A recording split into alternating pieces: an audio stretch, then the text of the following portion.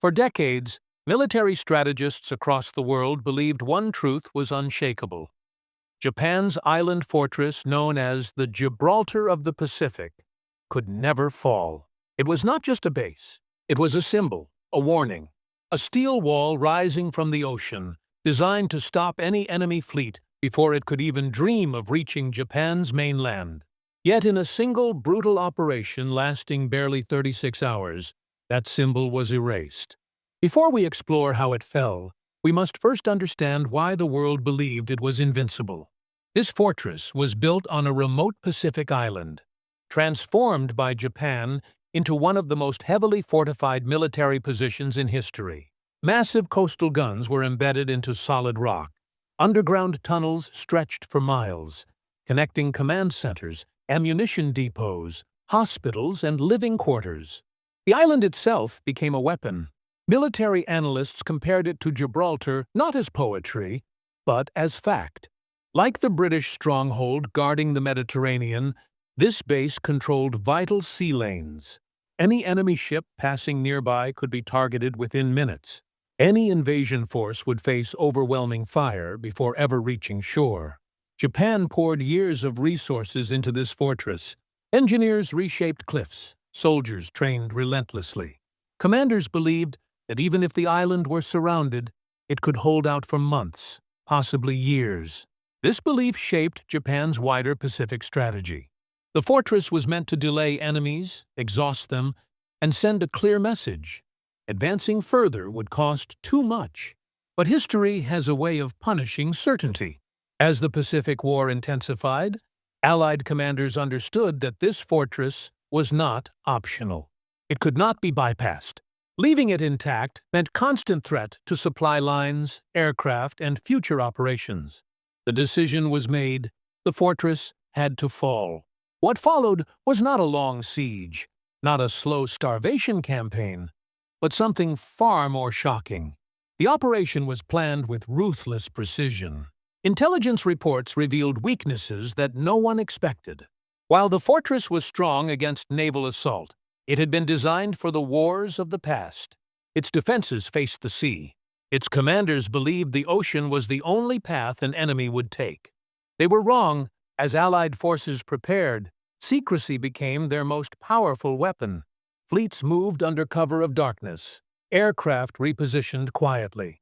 Even many soldiers involved did not know the full plan until the final hours. At the heart of the strategy was speed. The goal was not to destroy every gun or capture every tunnel. The goal was to collapse command and control so quickly that resistance would become meaningless. When the first strikes came, they did not target soldiers. They targeted communication centers, radar installations, and airfields. Within hours, the fortress was blinded. Defenders who had trained for years suddenly had no orders. The rising action of this story is not about massive explosions or endless battles. It is about confusion, about how an army built to resist everything found itself unable to respond to anything. By the end of the first day, the unthinkable had begun. Defensive guns stood silent. Aircraft remained grounded. Units that were supposed to counterattack never received instructions. And still, many believed the fortress would recover. They had no idea that the most devastating phase was still to come. Before continuing, remember this. History is not just about who had the biggest weapons. It is about who understood the moment better. If you value deep cinematic history stories like this, make sure to subscribe and stay with us until the end. What happens next changed the Pacific War forever. As night fell on the first day, the fortress was still standing, but its soul was already fractured. Inside underground bunkers, officers struggled to understand what was happening. Reports were incomplete. Communication lines were severed. Runners were sent through tunnels that no longer connected to functioning command posts.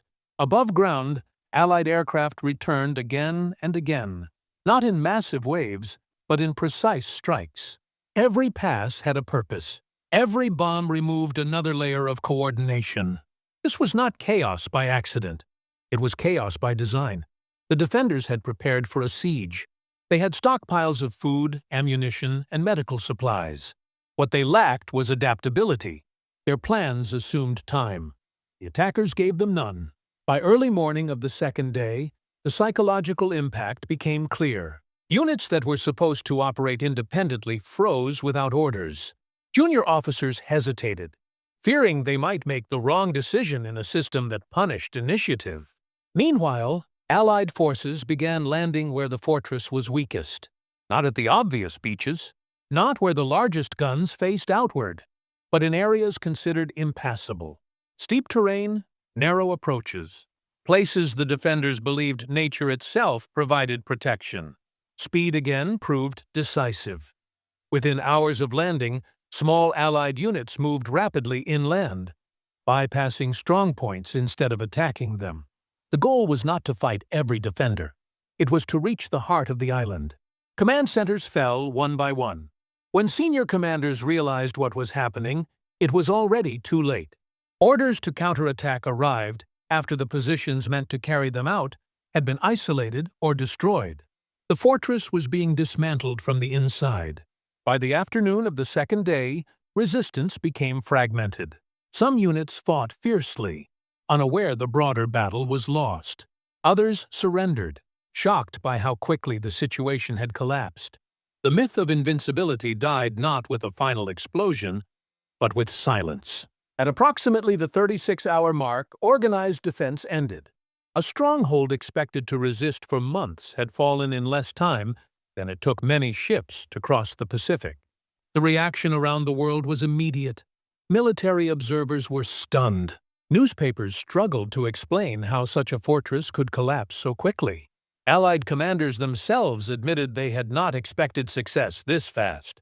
For Japan, the loss was devastating beyond the battlefield. The psychological impact rippled across the empire. If this fortress could fall, what else was vulnerable? For the Allies, it marked a turning point. It proved that speed, intelligence, and coordination could overcome even the most imposing defenses. But the true significance of the fall would only become clear in the months that followed. Because this was not just the loss of an island. It was the loss of a belief. And beliefs once shattered changed the course of wars.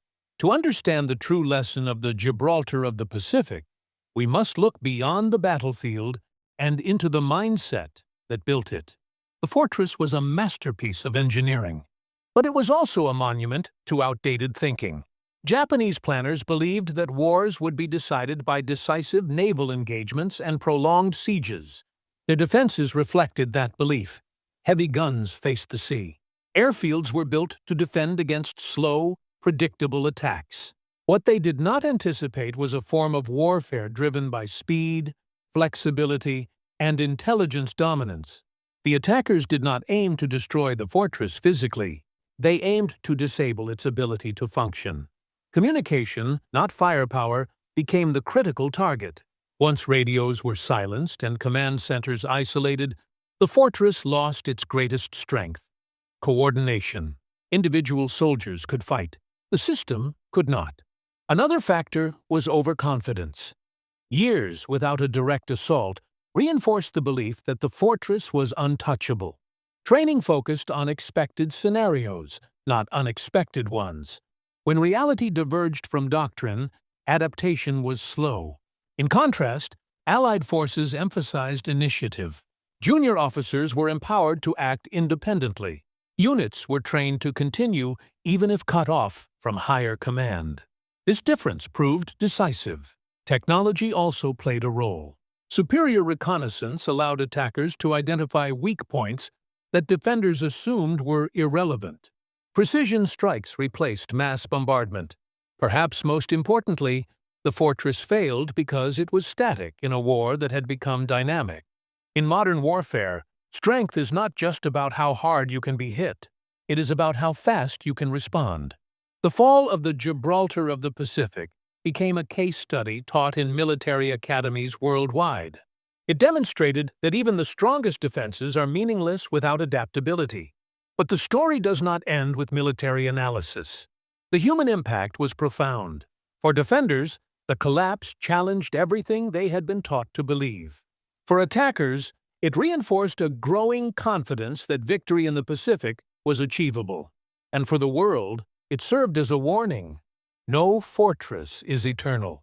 After the fall, the island was transformed once again. What had been a symbol of fear became a base for future operations. Airfields were repaired, ports reopened. The same location that once threatened Allied movements now supported them. Strategically, the victory shortened the war. Supply lines became safer. Future offensives faced less resistance. Momentum shifted decisively. But the greatest impact was psychological.